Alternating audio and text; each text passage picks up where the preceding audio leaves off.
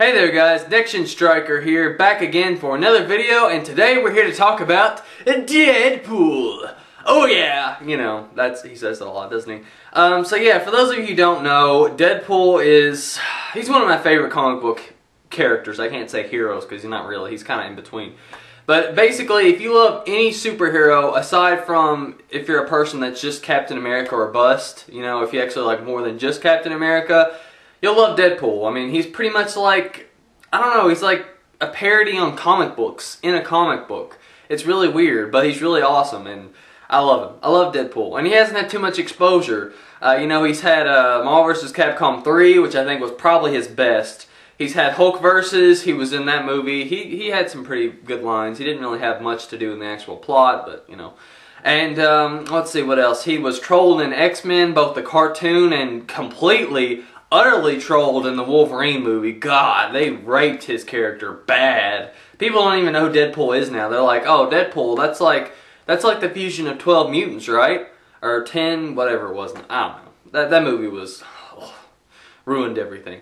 Anyway, so yes, I did see the video about the game before you guys started requesting. Yes, a lot of people requested me to make this, and I did know about it the first day it was released, but I don't know. I didn't know what to say. I've gathered my thoughts now, so yeah, I'm going to tell you what I think about it. So yeah, Deadpool. It's being handled definitely in good hands with High Moon Studios, which if you don't know, they made I think it's the Bourne Legacy game. It covers all 3 movies. That was really good. I played it. And they've also made the more recent Transformer games, basically the ones based off the 80s comic book and cartoon era. And they made Dark of the Moon, the Transformer 3 movie, and that was the only one that was kind of mediocre, but aside from that, I think they'll handle this well. Now there's one thing that opposes this and could totally ruin the whole concept. This one company, this one little company, they've oversaturated the world with so many franchises and ruined so many of them. And I'm not going to say their name, but I think if you just think for a moment and possibly look at the screen, then you will figure out who I'm talking about. Now, getting on with the actual game and the gameplay. We have no idea how this is going to play, because the thing is, with what they showed us, some of it was cinematics. I mean, not like, you know, CGI or anything. Some of it was like cutscenes. Some of it was in all these weird camera angles. There was one thing in first person. We have no idea how this is going to play. I'm hoping it's third person. That would make the most sense for Deadpool because, you know, you need to see him. First person Deadpool. No. But yeah, it looks like his gameplay is going to be really interesting. You know, he kicks someone in the nuts and he likes to cut people's heads off. He got 2 people's heads off. If I had to guess, this one again is going to borrow off Arkham City and Arkham Asylum. I don't know why people just can't be original with their own game. There were good comic book video games before that. I'm hoping it takes more cues from X-Men Origins Wolverine the game, because that on the 360 and PS3 was awesome. I loved it, except for the story. It was crap.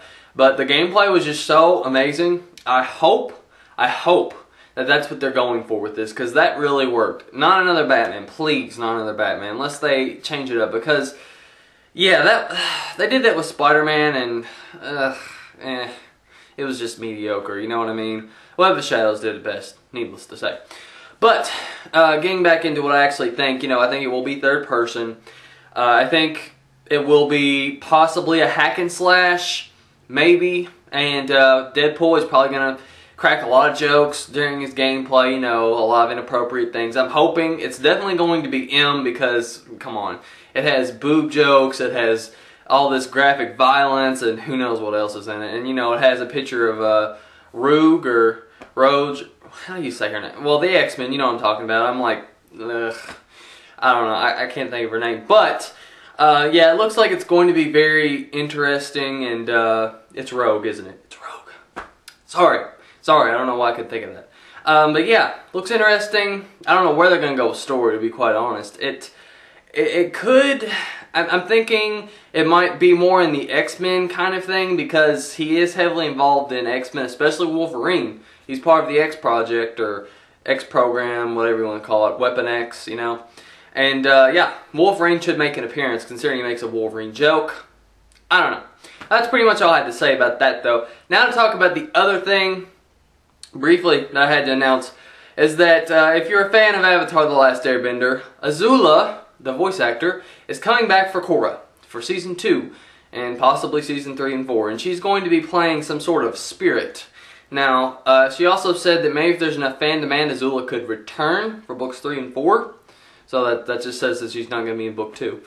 So yeah, that's interesting to say the least. I think it would be good considering that Zuko's already back, brother and sister rivalry, and people are like, oh, well, they're too old to fight. Oh, come on. Boomy, hello, Boomy. How about the White Lotus from Part 1, you know, The Last Airbender?